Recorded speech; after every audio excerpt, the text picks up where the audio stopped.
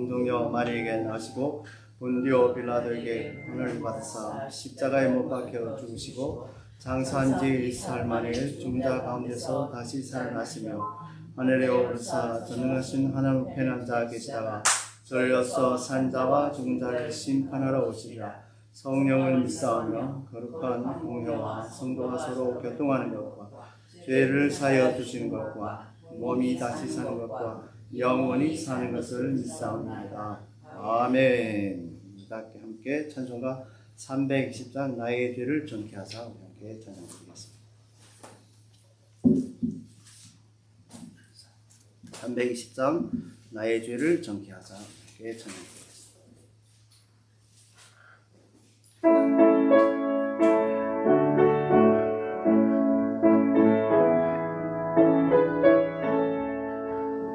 나의 죄를 정케 하사 주의 일꾼 삼으신 구세주의 넓은 사랑 항상 찬송합니다.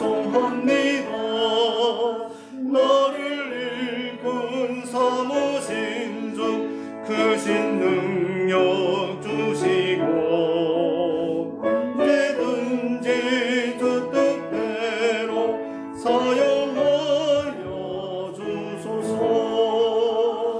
내게 부어주시려고 은혜에 행하신 주 주의 은혜 채워주사 능력 있게 하소서.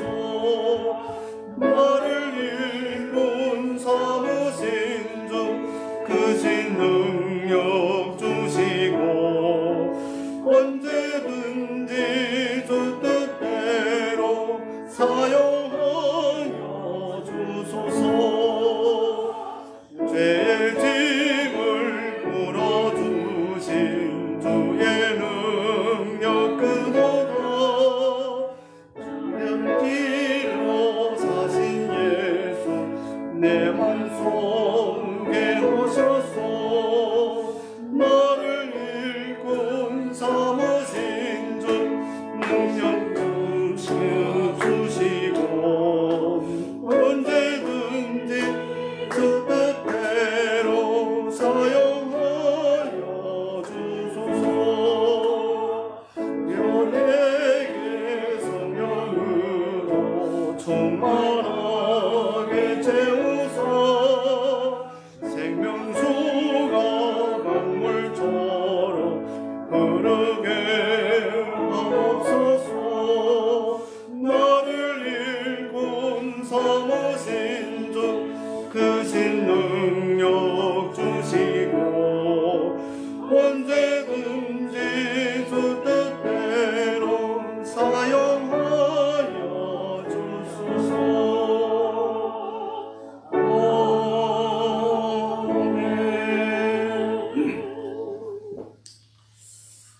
오늘 하나님께서 우리에게 주시는 말씀은 시편 99편 1절에서 9절의 말씀입니다. 시편 99편 1절에서 9절의 말씀. 저희가 진 성경 구약 성경 874페이지에 있습니다.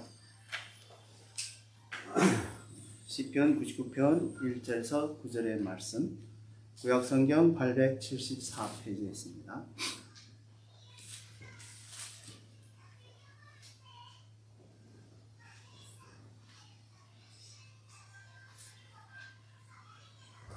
다 찾으라고 우리 함께 합독하겠습니다. 1절입니다. 여호와께서 통치하시니 만민이 떨 것이요 여호와께서 그룹 사이에 좌정하시니 땅이 요동할 것이로다. 여호와께서 시온에서 광대하시고 모든 민족 위에 높으시도다. 그의 크고 이름을 찬송할지어다. 그는 거룩하시도다. 왕의 능력은 공의를 사랑하는 것이라. 주께서 공평을 견고히 세우시고 야곱 중에서 공과 의를 행하시나이다. 너희는 여호와 우리 하나님을 높여 그 발등상 앞에서 경배할지어다. 그는 거룩하시도다. 그 제사장 중에서 모세와 아론이요 그 이름을 부르는 자 중에는 사무엘이라. 저희가 여호와께 간구하에 응답하셨도다. 여호와께서 구름 기둥에서 저희에게 말씀하시니 저희가 그와 윤례를 지켜도다. 여호와 우리 하나님이여, 주께서 저에게 응답하셨고 저희의 행한 대로 갚기는 하셨으나 저희를 사하신 하나님이십니다. 여호와 우리 하나님을 그 성산에서 경배할지어다. 대자 여호와 우리 하나님은 거룩하시도다. 아멘. 네, 오늘 저는 이 본문의 말씀을 가지고 거룩한 하나님이라는 제목으로 갖고 함께 은혜 나누려 합니다. 네, 크리스 피스 존이라는 사람이 이제 20년 동안에 이제 중국에서 지내면서 젊은 선교사들에게 복음을 전하라. 또 복음을 전하기 전에는 무슨 너무 서둘지 말고 우선 경건하시기를 배우라 하고 이제 말씀하셨습니다. 1877년에 상하이에서 열린 선교회에서 그는 이제 많은 이제 이제 제자들을 놓고서를 또한 이제 회에 참가한 분들을 그리고서 이제 말씀하셨습니다. 선교사는 무엇보다도 거룩한 사람이 되어야 합니다. 중국 사람들은 선교사들을 거룩한 사람이기를 또 기대합니다. 나는 별로 경건하지 않는 채 큰 영광의 영적 능력을 발휘할 수 있는 목회자는 한 사람도 없다고 확신합니다. 목회자는 착한 사람이기만 해서는 안 됩니다. 그 지방 사람의 언어와 또 문화를 또 익힐 뿐만 아니라 경건해지기에 힘써야 한다는 것입니다. 형제들이여, 이것이 바로 이 큰 나라가 우리를 통해서 변화될 수 있기 위해 필요한 일입니다. 삼위일체시요 거룩하신 분이신 하나님과 함께 시간을 보내십시오. 아버지와 함께 시간을 가지십시오. 하나님의 거룩하신 자 그리스도와 함께 시간을 가지십시오. 거룩함을 나타내는 하나님의 영이시며 우리를 거룩한 성전이 되게 하시는 성령님과 함께 시간을 나누십시오. 이런 거룩한 교제를 위해 시간을 내어드리십시오.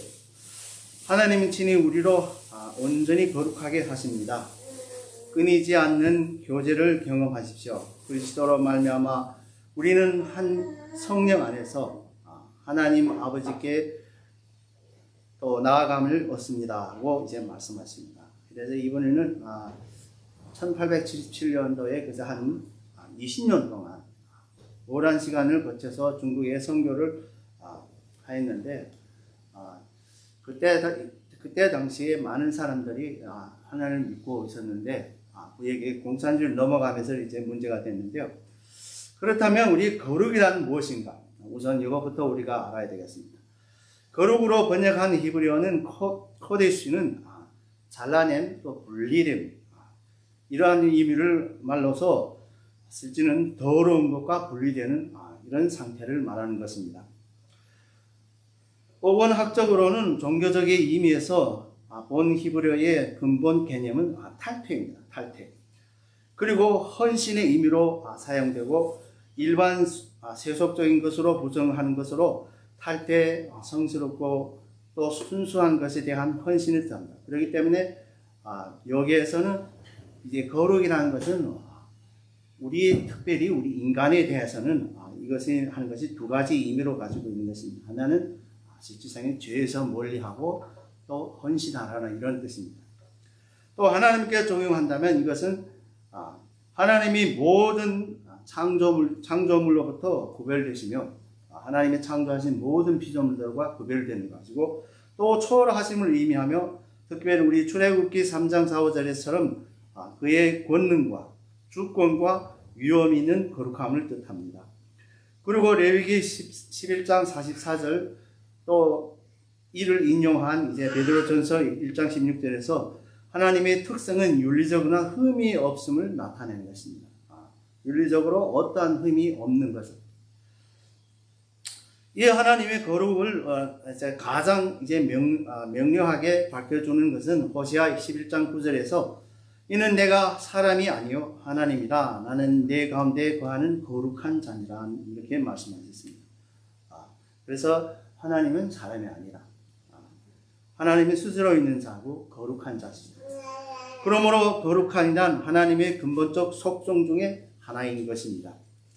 그렇다면 거룩하신 하나님의 구체적으로 어떤 분인가? 오늘 우리 본문 시편 99편 1절에서 9절의 말씀을 통하여서 우리 함께 알아보도록 하겠습니다.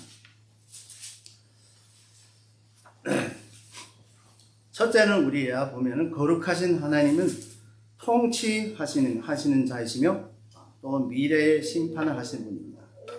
여기서 통치란 것은 우리 진행형으로서 하나님의 통치자라는 것은 만세서부터 만세까지 영원히 이제 통치자이시며 또한 우리의 미래를 심판하실 분이라는 것입니다.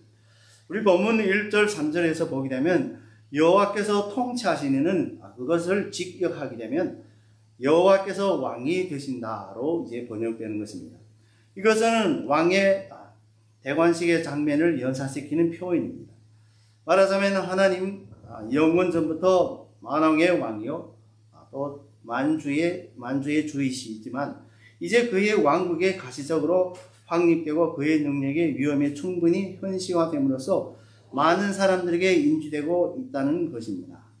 사실 우리가 예수 그리스도께서 이 땅에 오심으로써 천국을 이제 보여줬기 때문에 이때로부터 하나님 나라가 인간이 볼 수 있는 이렇게 인지를 할 수 있는 사람들이 많이 나타났다는 것입니다. 또 그룹사회에 자정하신 이는 하나님의 인자를 상징하는 처소였던 언약궤의 모습에 연상시키는 것입니다. 하나님은 언약궤 위에 금으로 입힌 그룹 사이에 좌정하신 모양으로 표시되고 있습니다. 언약궤는 이 땅 위에 하나님의 나라를 세우는 사실을 상징하고 있다고 볼 수 있는데 하나님의 발을 올려놓는 것으로 묘사되고 있죠. 이제 하나님의 영광스러운 통치는 세상에 있는 거민들로 하여금 요동케 하는 위력을 발휘하는 것입니다.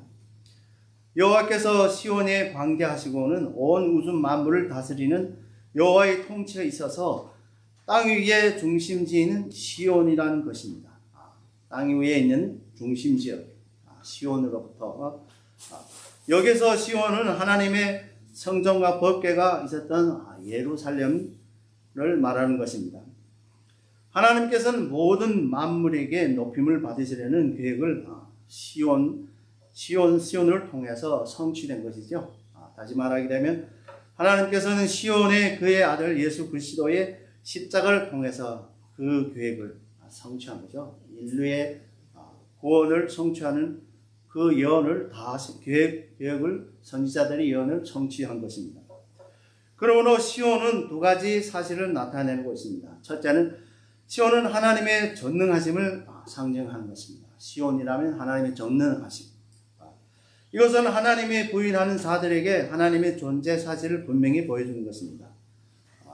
그래서 성경을 통하여서 하나님께서 시온에서 임재하였던 것을 이제 모든 믿지 않는 사람들로 하여금 하나님의 세상에 확실히 살아 계시는구나 이런 것을 보여준 것입니다. 두 번째는 시온은 하나님께서 당신이 백성과 함께 계신다는 상징적 표현입니다.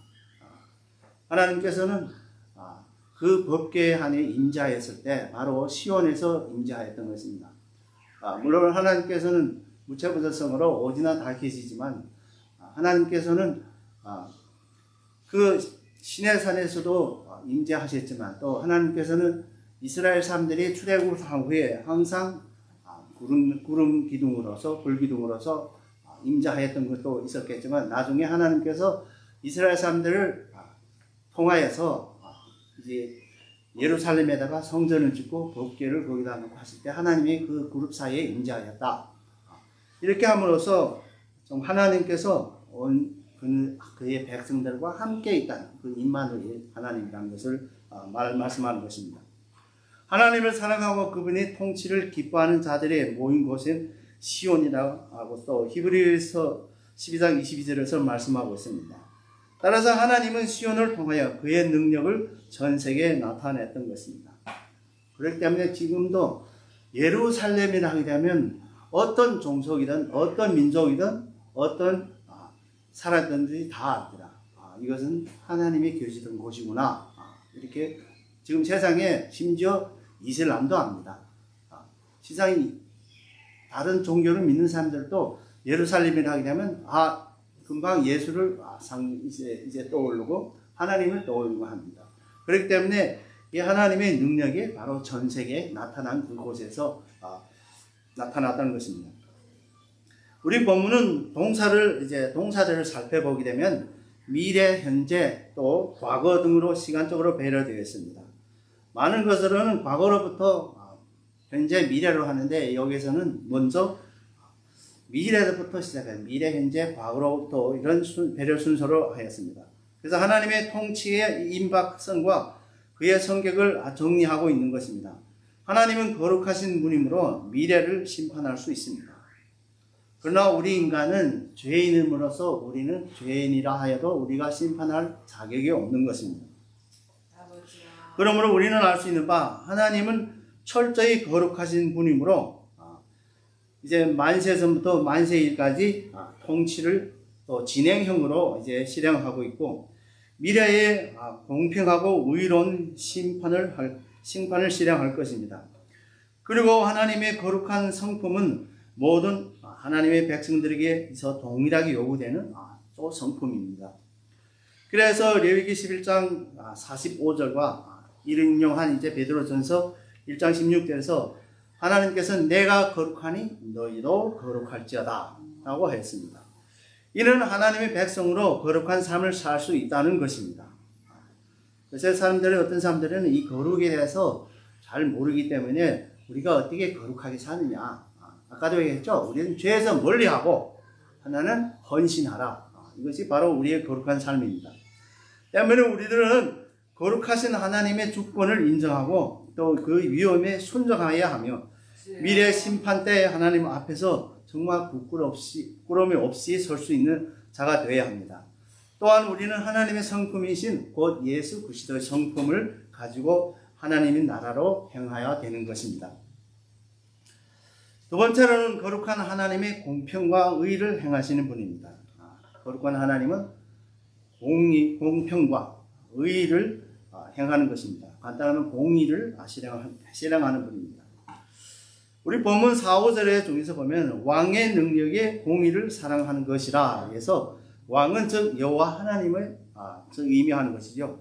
그리고 능력이란 세상의 독재자들의 그것을 갖는 독재적인 폭력이 아니라 공정한 심판을 사랑하는 그 능력이라는 것입니다.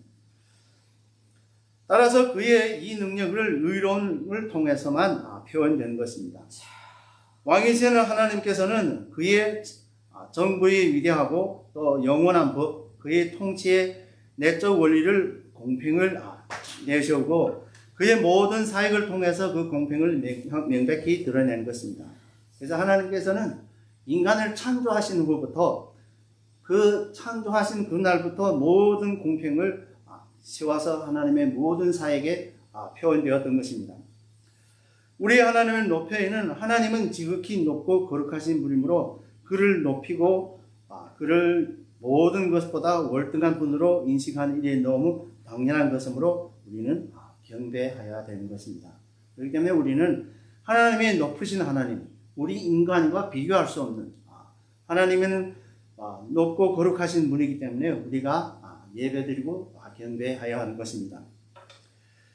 미래의 공의로운 심판을 수행하는 하나님을 높이던 시인은 본절에서 하나님 그 능력을 의로우심을 찬양합니다. 사실 이러한 요소는 하나님의 거룩성에 대한 증명으로서 찬양의 동기를 유발하는 조건이 됩니다.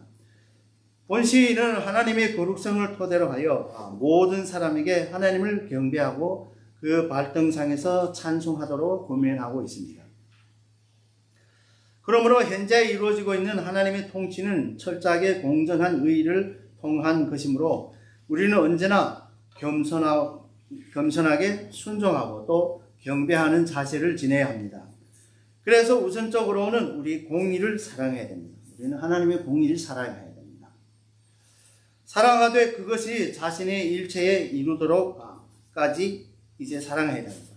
바로 우리의 마음속에 잘 새겨야 된다는 거죠. 그래야 우리는 세상의 불의를 대해서 제지하는 법이 없어도 자발적으로 질서와 정의를 지키며 살 수 있는 존재가 되어야 되는 것입니다. 남을 맨날 우리가 제재한다든지 남을 비평한다든지 정죄한다든지 우리가 할 일은 아닙니다. 우리가 죄인으로서 다른 사람을 정죄하는 것이 아닙니다. 비판하지도 말라 했습니다. 남을 비판하면 사도 바울에는 나도 비판을 받을 것이다. 그렇기 때문에 우리가 하나님의 이 법을 또 질서와 이 정의를 우리가 잘 지키며 살아가는 존재가 되는 것입니다.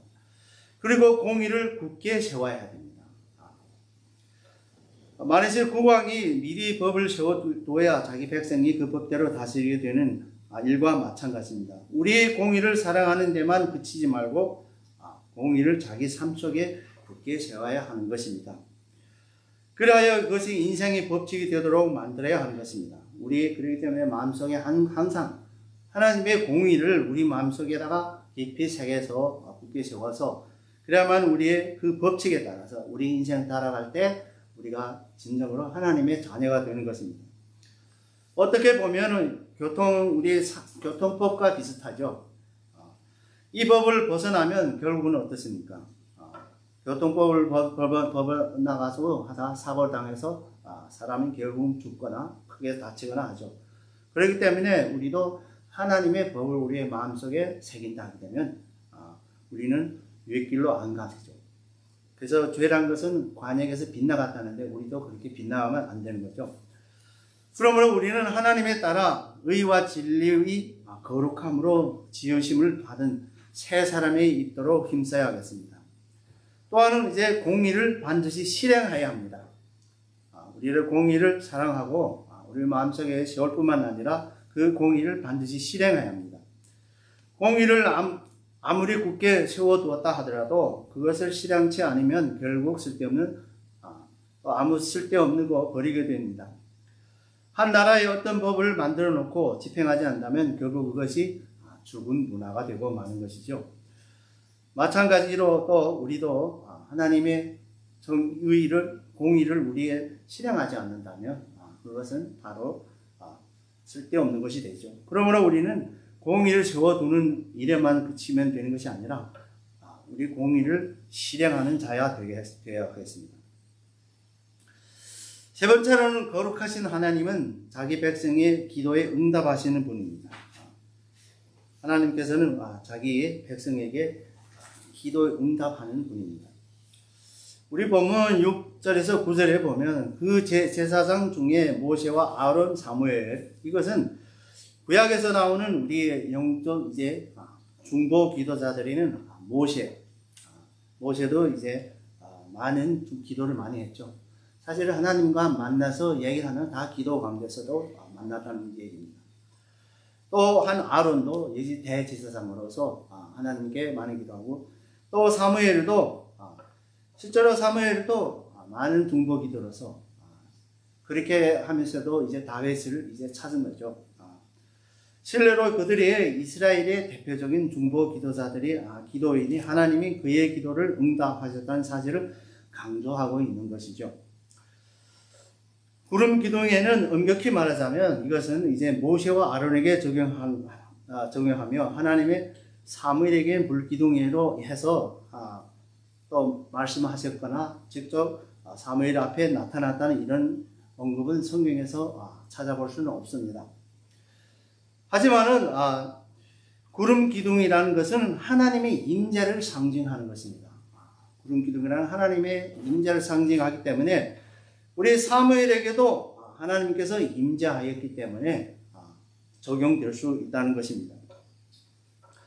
저희가 그 중에 증거와 율례를 지키도다라는 하나님의 부르심을 받았던 모세와 또 아론, 또 사무엘, 기타 또 많은 선지자들의 신실성을 증명하는 말입니다.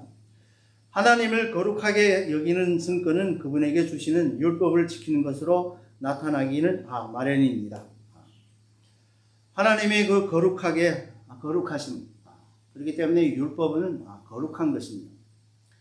그렇기 때문에 그것을 증거로 그분이 주는 그 율법을 우리가 지킴으로써 또 우리의 하나님의 백성으로서 응당해야 하는 것입니다.